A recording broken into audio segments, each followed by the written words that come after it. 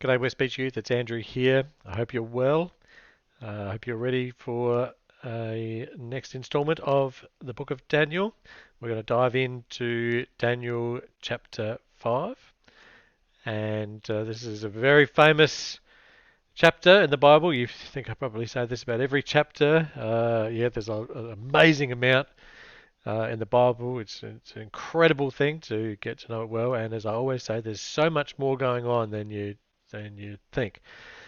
And once again, we're coming up to something very famous here.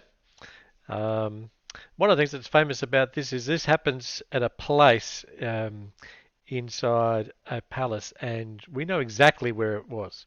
You can actually go to the ruins of Babylon in the country of Iraq. Of course, once international travel is allowed, and once the country of Iraq is a safe place to visit, you can go to the ruins of Babylon. You can, and they have the ruins of the palace, and you can see exactly where this banquet hall was. And the other thing that we know about the events of Daniel chapter 5 is we know exactly when it happened.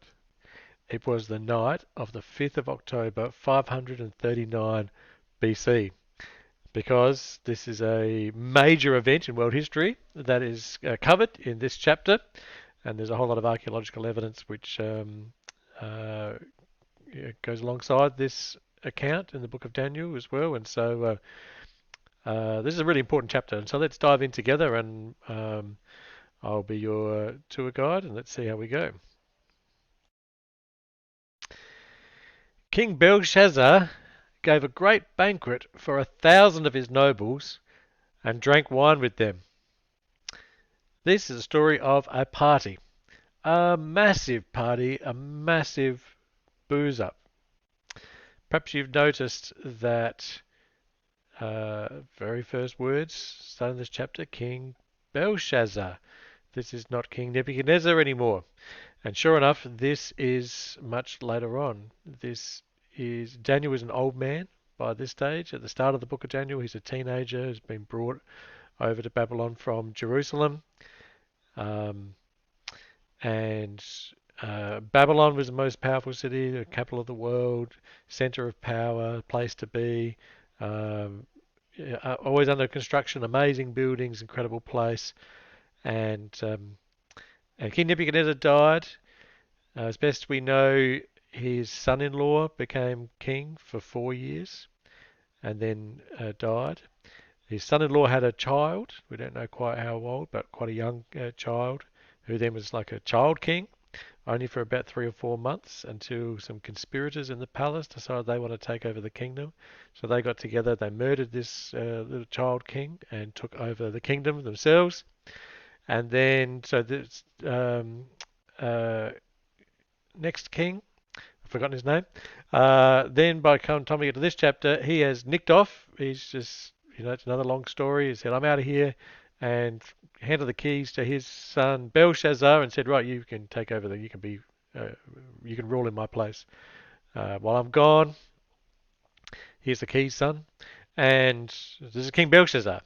So, and all the way through all of this turmoil and this intrigue, and you can see that Babylon is beginning to fall apart. No longer so impressive, kings changing, murder happening, palace intrigue, kings nicking off, and irresponsible government. It's the glory days are past it, and it's become quite brittle and quite weak. And remember the early days, the empire of Babylon reached as far as all the different countries you could travel to, and all the other kingdoms sort of paid tribute to Babylon, which was the most powerful of them all. And the influence of the empire has begun to shrink back, back, back. Even the country of immediate countryside around the city of Babylon has now been taken over by enemies. And on this night, the 5th of October, 539, the city of Babylon is actually surrounded by an opposing army. It's the whole empire has shrunk back down to this one city.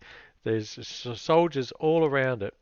So I want you to picture this, have this in the back of the mind. There's a city which is under siege, and the people on the inside, I think, have just lost it completely, and they're like, "Well, whatever happens, happens." And let's just get drunk. Let's just have a big party. And that's what they do. We'll comment on that a little bit later. So, verse 2, while Belshazzar was drinking his wine, he gave orders to bring in the gold and silver goblets that Nebuchadnezzar his father had taken from the temple in Jerusalem. You might remember that from Daniel chapter 1. So that the king and his nobles, his wives and concubines might drink from them. So they brought in the gold goblets that had been taken from the temple of God in Jerusalem, and the king and his nobles, his wives and concubines drank from them. And as they drank the wine, they praised the gods of gold and silver and bronze and iron and wood and stone. And do you get the picture that this is very pagan? They've got no idea what they're doing. They've got no idea what they're handling. Um, and they've lost it completely. Verse 5, suddenly the fingers of a human hand appeared and wrote on the plaster of the wall near the lampstand in the royal palace. Right by the lampstand, everyone can see it all lit up. A human hand appears and writes on the wall. The king watched the hand as it wrote, and his face turned pale, and he was so frightened that his legs became weak and his knees were knocking. I mean, this is pretty spooky stuff. This is kind of supernatural event right there in front of everyone. And the king summoned the enchanters, the astrologers, and the diviners. Hints again of like early Nebuchadnezzar's reign, how pagan uh, it all is, and he doesn't understand what's going on, and he reaches for all kinds of weird advisors and spiritualists. And then he said to these wise men of Babylon, whoever reads these writings and tells me what it means will be clothed in purple and have a gold chain placed around his neck, and he will be made the third highest ruler in the kingdom. Putting on a show of bravado. He's terrified, but he's also now he wants to know what's going on. Then all the king's wise men came in, but they could not read the writing or tell the king what it meant. So the king Belshazzar became even more terrified, and his face grew more pale, and his nobles were baffled, and probably a little drunk. The queen, hearing the voices of the king and his nobles, came into the banquet hall. May the king live forever, she said. Don't be alarmed. Don't look so pale. There is a man in your kingdom who has the spirit of the holy gods in him. In the time of your father, he was found to have insight and intelligence and wisdoms like that of the gods. Now, by the way, you might have noticed here that Belshazzar is called King Nebuchadnezzar's son. The word there really means like his predecessor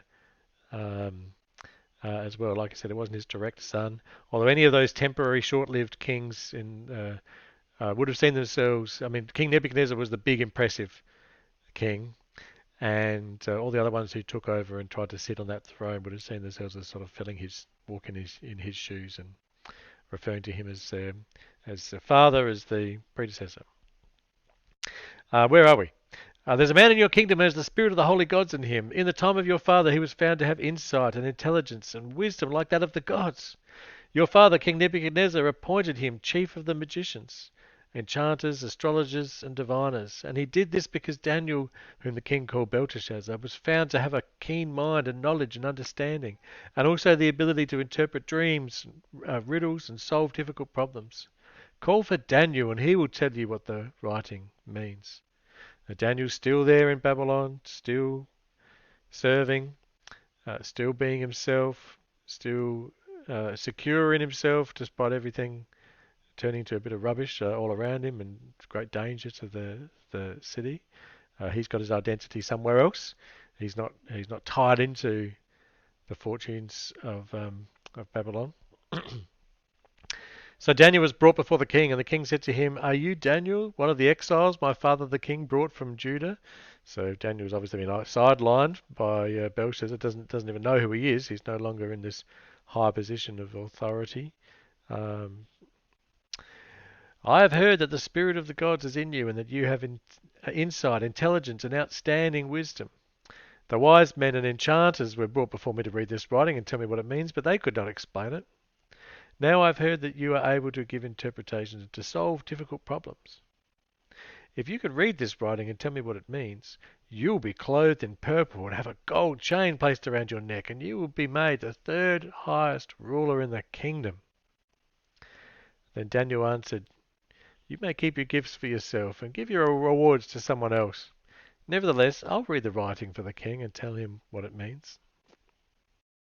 You see, Daniel's not tied into all of that. He's never been Not only is he too old to care about all that sort of stuff as well, even at the start of his career, he was not in it for the power and the glory, saw himself as servant of God. Verse 18. Right, so Daniel speaks. Your Majesty, the Most High God, gave your father Nebuchadnezzar sovereignty and greatness and glory and splendor. Because of the high position he gave him, all the nations and peoples of every language dreaded and feared him. Those the king wanted to put to death, he put to death. Those he wanted to spare, he spared. Those he wanted to promote, he promoted. And those he wanted to humble, he humbled. But when his heart became arrogant and hardened with pride, he was deposed from his royal throne and stripped of his glory. He was driven away from people and given the mind of an animal, and he lived with the wild donkeys and ate grass like the ox. His body was drenched with the dew of heaven until he acknowledged that the Most High God is sovereign over all kingdoms on earth and sets them over anyone he wishes. You might remember this from the last chapter. Daniel continues, but you, Belshazzar, his son, he called yourself his son, called yourself his successor, but you have not humbled yourself, though you knew all this. Instead, you've set yourself up against the Lord of heaven. You had the goblets from his temple brought to you, and you and your nobles, your wives, and your concubines drank wine from them. You praise the gods of silver and gold and bronze and iron and wood and stone, which cannot see or hear or understand. But you did not honor the God who holds in his hand your life and all your ways. You might notice here he's saying, you've reached out and called upon. Firstly, you've had the holy items from the temple of the true and living God, and you've treated them just like you've degraded them. But you've really degraded yourself, and you've called upon these gods of gold and silver, bronze and iron. These aren't real gods. They can't hear what you ask of them. They can't answer you in times of need. They can't advise you, and they can't understand. But you've tied yourself to that, to all of that, and that's your great mistake. So therefore, he sent the hand that wrote the inscription, and this is the inscription that was written: Mene, Mene, Tekel, Parsin. And hear what these words mean. Mene, God has numbered the days of your reign and brought it to an end. Tekel, you've been weighed on the scales and found wanting. Perez, your kingdom is divided and given to the Medes and the Persians. Remember the Medes and the Persians. These are the people who are outside the walls of Babylon. It's the army of the Medes. Remember the statue of Daniel? There was the Babylonian Empire was the head of gold, and then next, where the body splits into two arms, was going to be the next empire, the empire of the Medes and the Persians. And God is saying through this hand writing on the wall. That's where we get our saying. The writing's on the wall. It means that's it. The time is up. It's all over. Judgment has been pronounced on you. So what happens next? Verse 29. Then at Belshazzar's command, Daniel was clothed in purple. A gold chain was placed around his neck. And he was proclaimed the third highest ruler in the kingdom. Blow the trumpets. Da, da, da, da. Look at this. Oh, we've honored Daniel. Isn't that fantastic? Isn't that great? Oh, hang on. Verse 30. That very night, Belshazzar, king of the Babylonians, was slain. And Darius the Mede took over the kingdom at the age of 62. The whole thing was just a night of hubris. Belshazzar, the king, is in total denial of how corrupted the whole Babylonian Empire had become, how it had all been reduced down to nothing. He's still playing the role of a great king, and he's not even really the proper king. And there's no substance to it whatsoever. And we know what happened. The army was outside besieging Babylon. The walls were impregnable, great thick. You couldn't get through them or over them. And what the Darius the Medes, his engineers did, because the river Euphrates flowed through the city of Babylon, and they redirected the river and made it flow around the city of Babylon and dried up the riverbed, and the soldiers came in on the dry riverbed and went in under the sluice gates. and up into the city.